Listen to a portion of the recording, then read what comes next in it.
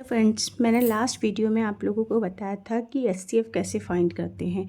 HCF find करने के लिए दो मेथड होते हैं, एक होता है डिवीजन मेथड, एक होता है प्राइम फैक्टराइजेशन मेथड, जिसमें मैं बताऊंगी एचसीएफ फाइंड करने के लिए प्राइम फैक्टराइजेशन मेथड। ठीक है, जैसे आपका ये क्वेश्चन है कि ए में ले रही हूँ 72 और 84। तो सबसे पहले आप 72 के फैक्टर्स करिए, पहले इसको टुकड़े करिए, छोटे से छोटा करिए। और सबसे पहले आप प्राइम मतलब जानते हो, प्राइम मतलब थोड़ा छोटे से छोटा नंबर लेना है। आप पहले 2 से ट्राई करोगे, अगर 2 से ट्राई नहीं होता फिर आप 3 से लोगे, अगर 3 से नहीं होता तो फिर आगे बढ़ते चले जाओगे। इसके लिए मैंने आपको डिविजिबिलिटी टेस्ट पहले ही ऑलरेडी बता चुकी हूँ, 2, 3, 5, 10 है ना। इन सब के टेबल 6 का भी मैंने आपको बताया हुआ है, 11 का भी मैंने बताया हुआ है। तो ये जो डिविजिबिलिटी टेस्ट आपका इसी में काम आता है। जैसे 72 है, तो 72 हमें पता है कि 2 है इसके पीछे, इट मीन्स कि ये 2 से डिवाइड हो जाएगा। तो 2 3 ज़ा 6 एंड 2 6 ज़ा 12। फिर उसके बाद 2 से डिवाइड हो जाएगा, 2 1 ज़ा 2, 2 8 ज़ा 16। फिर उसके बाद ये 2 से डिवाइड हो जाएगा, 2 9 ज़ा। फिर 3 से हो जाएगा, 3 3 ज़ा, एंड 3 से फिर आप करोगे 3 से किया आपने 1 आ गया। तो उसके बाद आपका क्या करना है, 84 है, जैसे 84 को भी आप क्या करना है, सबसे पहले आप 2 से जाएगा, ये 2 4 ज़ा 8 एंड 2 2 ज़ा 4। फिर आपका 2 से जाएगा, 2 2 ज़ा 4, 2 1 ज़ा 2। अब 21 है, जैसे 21 आपका या तो 3 से जाएगा या 7 से जाएगा।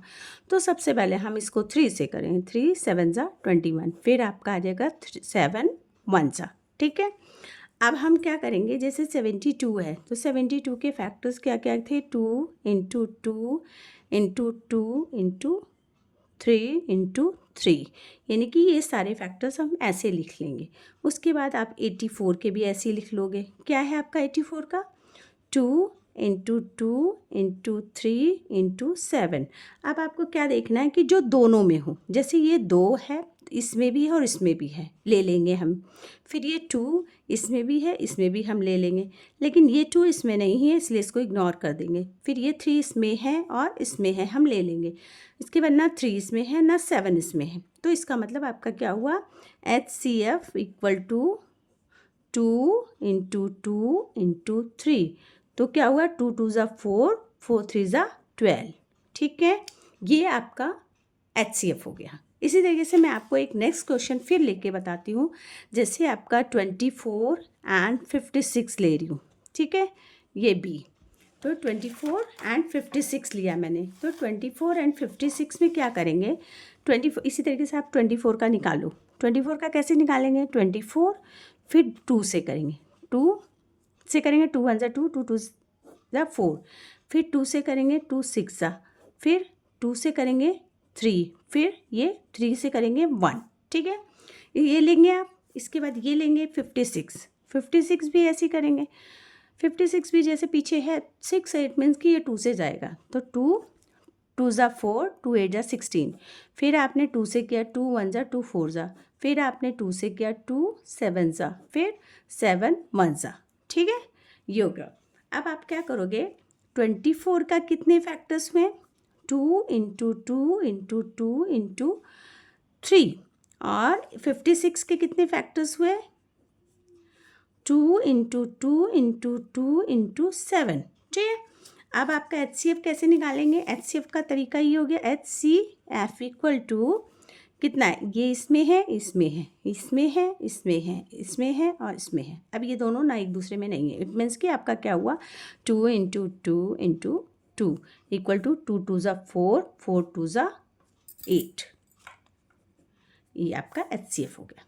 ठीक है, आपका HCF क्या हुआ, 2 2 ज़ा 4, 4 2 ज़ा 8। ये आपका HCF हो गया। ठीक, इसी तरीके से एक और क्वेश्चन मैं लेके बताती हूँ आपको।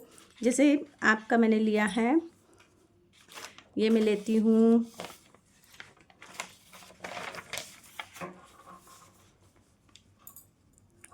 405 783 एंड 513। ठीक, ये आपका सी हो गया।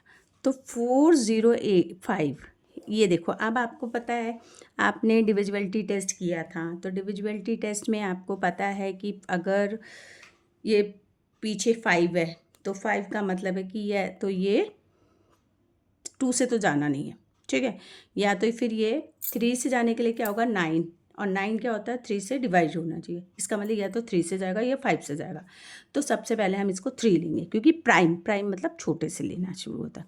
तो 3 1 ज़ा, 3 3 ज़ा, 3 5 ज़ा, ठीक।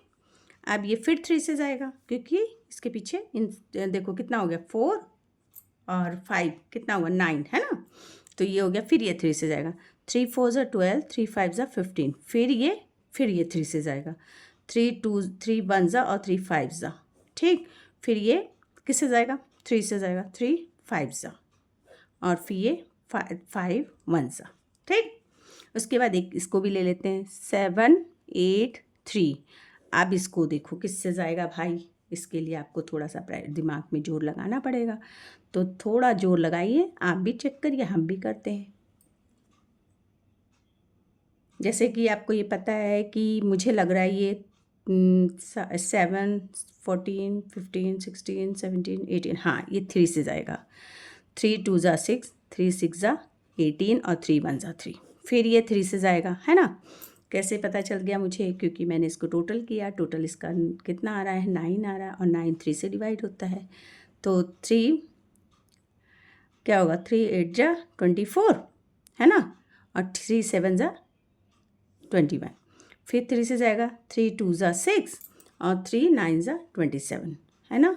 अब तो भाई ये तो नहीं जाएगा किसी से, ये किसी भी टेबल में नहीं आएगा, इसका मतलब ये 29 सीधे रहेगा 1, ठीक। नेक्स्ट लेते हैं 513। अब इसको देखो किससे जाएगा, कितना हो रहा है देखिए, 6 3 से जाएगा, 3 1 ज़ा, है ना, यहाँ 2 रहा, तो 3 7 ज़ा 21 एंड 3 7 ज़ा 21 एंड 3 1 ज़ा, ठीक। उसके बाद फिर ये कितना हुआ देखिए 9, ये फिर 3 से जाएगा, 3 कितना हुआ 3 5 ज़ा 15 और 3 7 ज़ा 21, है ना, ठीक। अब फिर ये देखिए किससे जाएगा, फिर ये 3 से जाएगा, 3 1 ज़ा 3 9 ज़ा, ठीक। अब 19 किससे जाएगा, आई थिंक मुझे लगता है 19 तो 19 के टेबल से ही जाएगा, है ना, 19 के टेबल से जाएगा, तो ये आएगा 1, ठीक। अब इसके बाद इसका क्या करेंगे, ये जो आपका है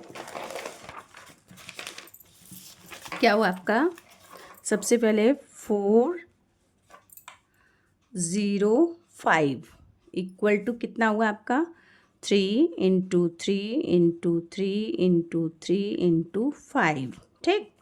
उसके बाद आपका 7 8 3 का क्या हुआ आपका 3 इंटू 3 इंटू 3 इंटू 29, ठीक। उसके बाद आपका क्या हुआ 513 का क्या होगा 3 इंटू 3 इंटू 3 इंटू 19।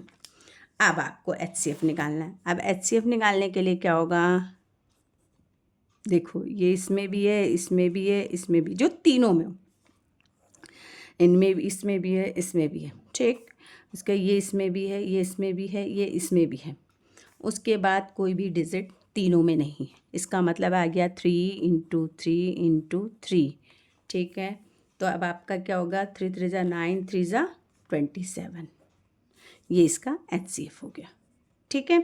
इसके बाद एक और सॉरी, इसके बाद आपका एक और क्वेश्चन है जो कि आप ट्राई करिए नेक्स्ट उसमें, ठीक है। अगर आपको कर लेते हैं तो ठीक है, नहीं तो मुझे मेरे कमेंट बॉक्स में करिएगा, मैं आपको उसको एक्सप्लेन कर दूँगी, समझा दूँगी अच्छे से डिटेल में, ठीक है।